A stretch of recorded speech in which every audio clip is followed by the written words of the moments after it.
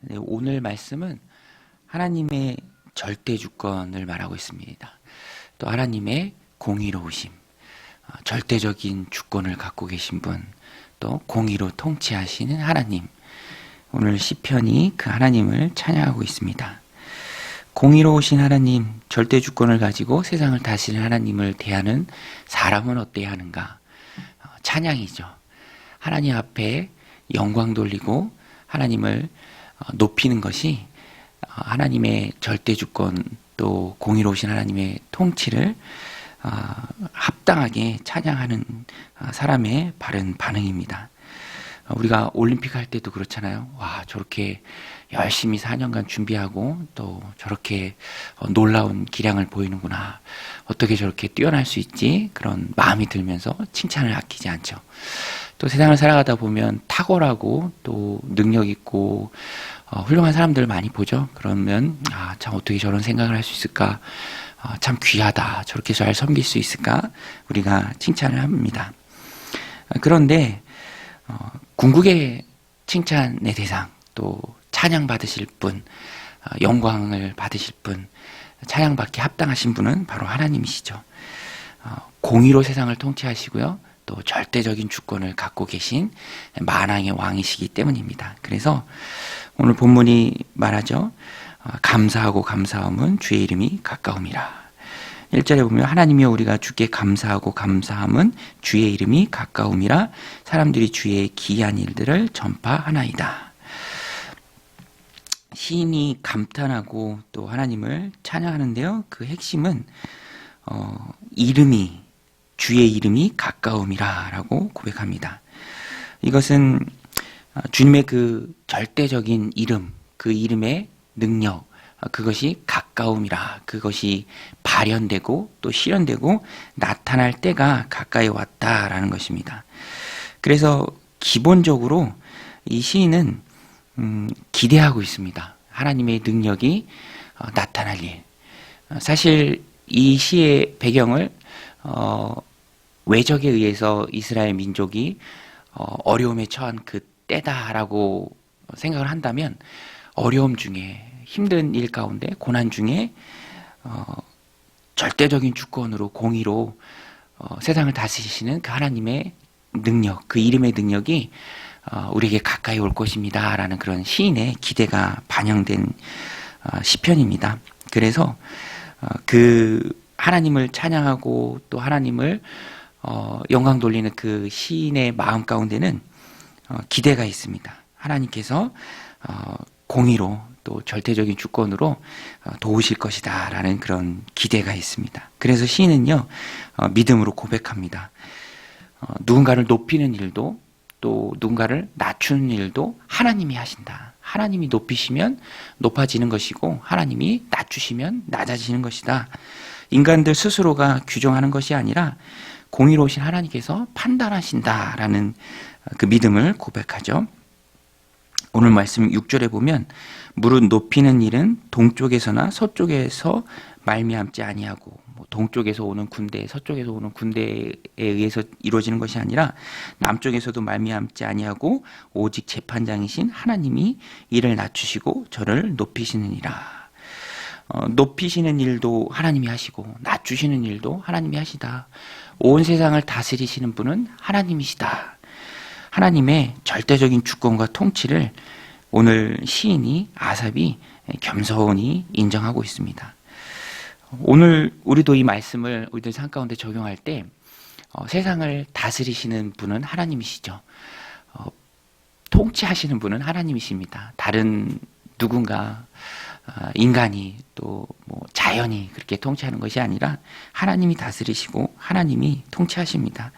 그래서 우리는요 겸손히 하나님의 판단에 맡길 수 있어야 합니다.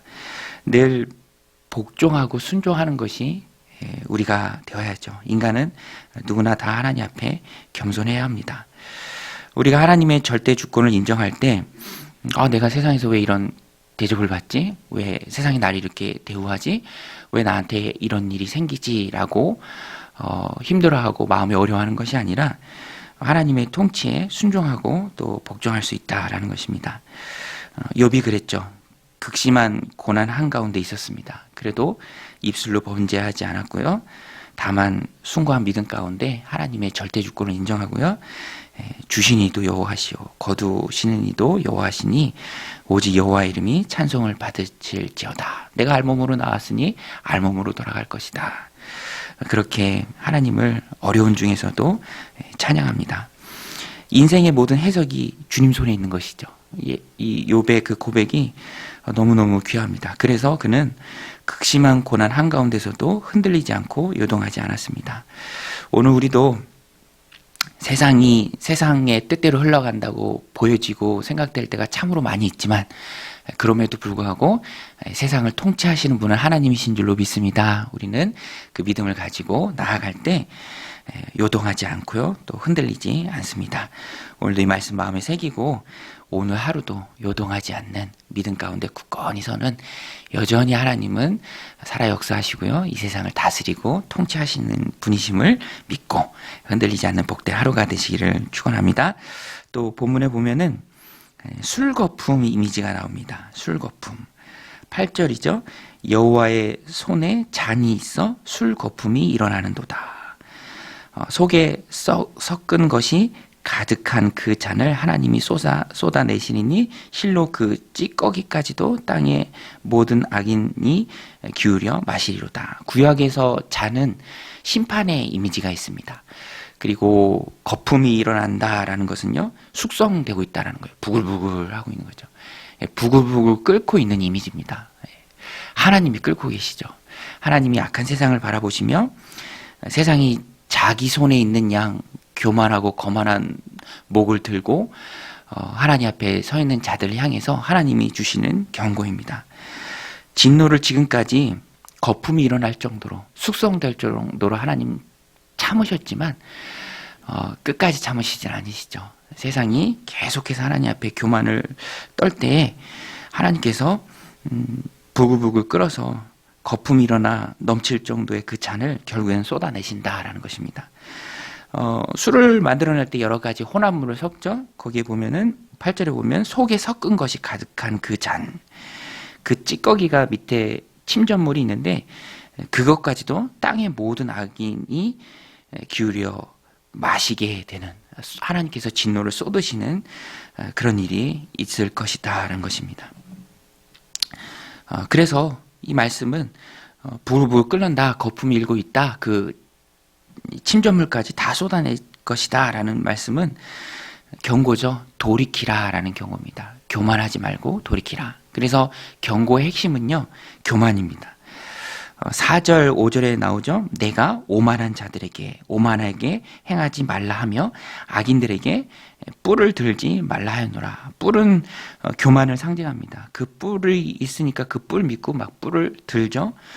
5절에도 보면 너희 뿔을 높이 들지 말며 교만한 목으로 말하지 말지어다. 진노의 대상, 심판의 대상은 교만입니다. 하나님께서 교만을 미워하시고요, 또 교만을 싫어하십니다. 잠언 6장에도 보면 하나님께서 미워하는 것 67가지가 있다라고 말하고 가장 첫 번째로 등장하는 것이 바로 교만한 눈입니다. 그래서 우리가 신앙생활 하면서 하나님 주신 삶을 살아가면서 늘 경계해야 할 것이 바로 거만해지고 내 뿔을 들고 교만해지는 것이죠. 교만한 눈입니다. 오늘 우리는 그 반대로 행해야겠죠. 늘 공의로 세상을 통치하시는 하나님의 권능을 인정하고요, 하나님의 절대 주권을 인정하고 늘 하나님 앞에 순종하는 모습으로 나아가야 합니다. 자기를 늘 하나님 말씀 앞에 복종시켜야죠. 저도 저희 아이들 이제 머리가 커지니까 자기 의견들이 있어서 막 하기 싫은 거 하기 싫다 그래요. 엊그제도 할머니 생신이니까 우리 가서 축하해드려야 된다 그랬는데 뭐 귀찮대요. 안 간다. 그리고 그래도 이렇게 회유하고 여러 가지 얘기해서, 왜냐하면 이제부터 안 가면 한동안은 또 안 갈 것 같기도 하고, 그래서 이제 계속해서 끌고 가는 거죠. 우리의 마음도 마찬가지입니다. 하나님 말씀에 온전히 사로잡히고 붙들려서 순종하는 마음으로 끌려가야 되는데, 어느 순간 우리의 목이 고다지고 또 내 생각이 막 내 안에 커지고 그러면 뭐 하나 그런 마음이 들 때가 있죠. 그때가 위험할 때입니다. 그래서 우리는 늘 말씀을 가까이 하고요.